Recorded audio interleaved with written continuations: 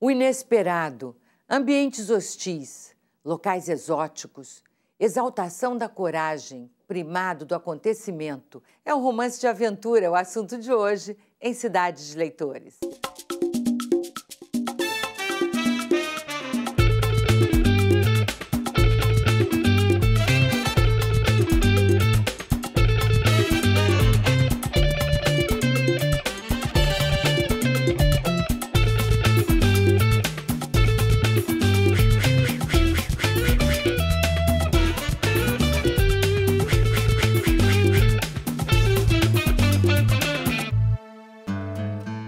Oriundo dos livros de viagem que se tornaram populares no século XIX, o romance de aventura tem sempre um herói simpático que, arrancado de sua rotina, se vê forçado a enfrentar circunstâncias extraordinárias.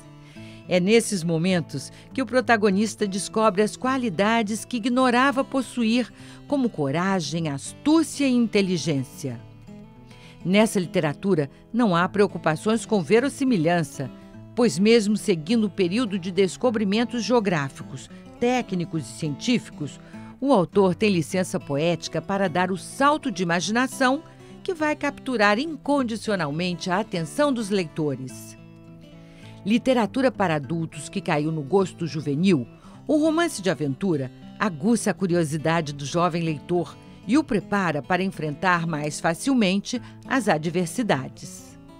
Para conversar sobre este assunto fascinante, nós convidamos o psicanalista, pesquisador e professor de Psicologia do Desenvolvimento e da Educação, Carlos Alberto Campos.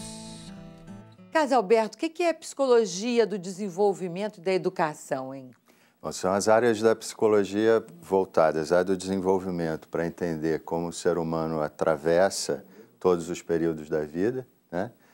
Vai da infância, nascimento, infância, toda a estruturação subjetiva, a adolescência, que virou uma área importante, né? Juventude, vida adulta até a velhice. Na psicologia da educação, que é a outra área que eu atuo, você já vai focar especificamente na questão de como um sujeito aprende, como ele processa informação, aprendizado, como aquilo passa a fazer parte do próprio percurso de vida, né? As duas áreas nos interessam aqui hoje porque nós vamos conversar sobre o romance de aventura.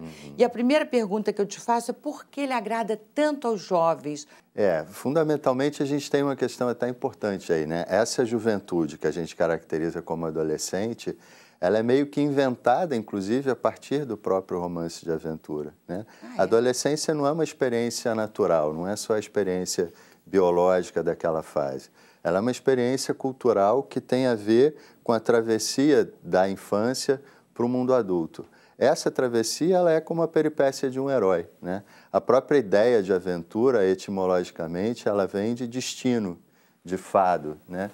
O sujeito está fadado a quê? Qual é o percurso que ele vai realizar para se realizar na própria vida, né? Porque, basicamente, né, o romance de aventura é isso. É um herói que sai arrancado ali do seu cotidiano, da sua vidinha, geralmente pacata, e é lançado em aventuras assim, em circunstâncias extraordinárias, não é? E aí ele supera essas circunstâncias com coragem, astúcia, inteligência que ele nem acreditava ter. Nem conhecia, de alguma forma elas são provocadas pela experiência. Isso. Né? Quer dizer, e como é que o jovem se identifica aí com a superação das circunstâncias? O jovem vai estar ali se percebendo como alguém capaz de sair da zona de conforto, que é a família, que caracteriza essa relação da infância, né, muito fundamental. E, a partir da adolescência, ele vai ter contato com as próprias peripécias. O que é o mal, o que é a sexualidade, o que é o risco, o que é você se afastar daquilo que você já conhece. É o que atrai tanto e faz tão bem, na verdade, né? Por que ele faz tão bem ao jovem leitor? Porque produz já experiência, né? Ao contrário do que as pessoas pensam, muitas vezes até alguns jovens, ler não é alguma coisa fora da vida, né? Você vive o que você lê. Você, por identificação com o personagem, você passa por emoções reais. Você desperta possibilidades que você não conhecia.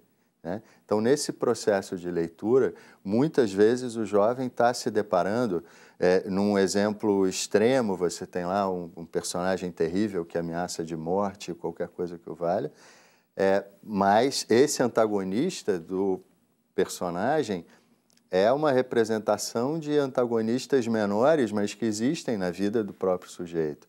Tem também dentro da literatura de aventura um gênero que é conhecido como romance científico, que mistura aventura com ciência e inaugurado por Júlio Verne, né, o grande escritor francês, e aí do século XIX, mas que é um dos autores mais traduzidos de todos os tempos. Qual é o motivo dessa aceitação universal de Júlio Verne, você acha, hein? Eu acho que, fundamentalmente, ele mistura duas coisas importantíssimas, né? A pesquisa, a ideia, a noção de pesquisa, e de que, através da pesquisa e do invento, né, que é uma característica fundamental desse tipo de romance científico, né? A produção de um invento de alguma coisa que pode me levar a viajar mais rápido, a me proteger melhor, conhecer, quer dizer, tem alguma coisa desse uso da tecnologia misturado à aventura, que eu acho que é uma fórmula muito moderna também, muito característica, né, de tudo que a gente atravessou no século XX. Essa esperança de que a ciência vai nos salvar ou nos preservar melhor da própria Apesar de muitos humanidade. desses inventos hoje serem corriqueiros, né? Como televisão, o submarino, o foguete, mas também tem a aventura, quer dizer, aquela básica aventura. E tem essa estrutura, né, daquilo sendo inventado, sendo descoberto, até onde aquilo me leva, o que aquilo permite em termos de que eu possa correr risco sem me sentir ameaçado de fato, né, de não sobreviver ou de não conseguir alcançar um outro estágio, um outro momento, um momento de descanso do herói. Então, Júlio Verne, também considerado o primeiro escritor de literatura juvenil, em seus romances, ele inventava objetos inexistentes em sua época, antecedendo também a ficção científica atual. É o que acontece em 20.000 Léguas Submarinas, história que, adaptada para o teatro, agrada tanto a crianças quanto os adultos. Eu fui conversar com Antônio Carlos Bernardes, diretor e idealizador do espetáculo. A entrevista a gente assiste agora. Na tentativa de aprofundar os conhecimentos sobre um pretenso mamífero gigante, 3 experts da vida marinha acabam sendo capturados por um submarino. Este é o mote do espetáculo Algumas Aventuras das 20.000 Léguas Submarinas, adaptação do clássico de Júlio Verne. Com imagens projetadas que se sobrepõem aos atores, telões que sobem e descem, mobílias com rodinhas e bonecos manipulados, o cenário ganha uma agilidade impressionante. Uma peça infantil com produção de gente grande. Bernardes, como foi essa história de querer e conseguir adaptar o romance 20.000 Léguas Submarinas de Júlio Verne para o teatro infanto-juvenil? Olha, foi uma trajetória bem longa e bem árdua e a gente pesquisou muito para realizar essa história. Porque é um romance tão complexo, com tantas aventuras, com tantas situações, como seria essa transformação de fazer um romance para a cena. Aí você chamou uma roteirista para fazer. Como é que foi esse encontro com a Fátima Valença? Eu entreguei a concepção e a adaptação pronta para a Fátima. Todo o roteiro eu pesquisei, li, reli, coloquei situações, retirei situações e entreguei um esqueleto formato. E a Fátima desenvolveu com um texto brilhante. Com 1000 demônios aquáticos, por favor, professor, diga-lhe ao menos para nos levar à terra firme. Estamos fartos de comer peixe. Queremos comer bifes, costeletas. De preferência feita da carne de algum animal assim de 4 patas. Olha, só de ouvir falar em carne a minha boca se estica. Palavra que começa a entender os encantos da antropofagia. Por que está me olhando assim?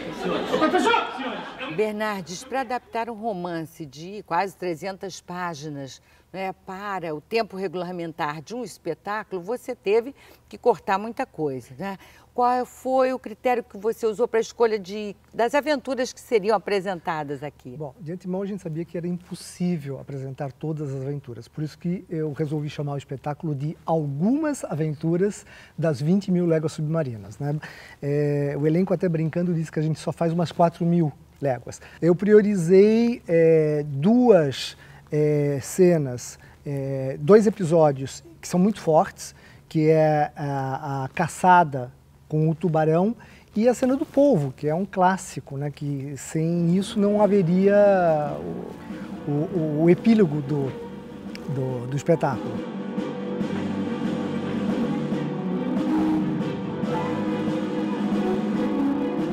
E esse cenário extraordinário que vocês criaram para o espetáculo? Como é que foi isso? Foi Onde também... você foi buscar a inspiração e informações que você podia transpor para o teatro? Eu tive um grande parceiro. O cenário é do Carlos Alberto Nunes, que é fantástico cenógrafo. E aí eu tenho um outro parceiro que eu já trabalho com ele há 10 anos, que é o Rico e o Renato Villarroca, que fizeram toda a parte de videografismo.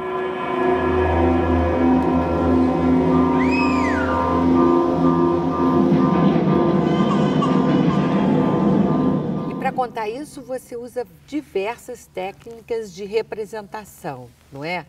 Porque era para ajudar mesmo a contar a história, qual foi... Eu acho que tudo se completa, né? Eu acho que tudo se completa. Então, nós usamos videografismo, usamos bonecos, os bonecos são gigantescos, né? Existe uma quantidade de contra-regras e os próprios atores que manipulam esses bonecos, né? Usamos um cenário enorme, que se transforma, que entra, sai, num balé, porque tudo é coreografado, milimetricamente coreografado.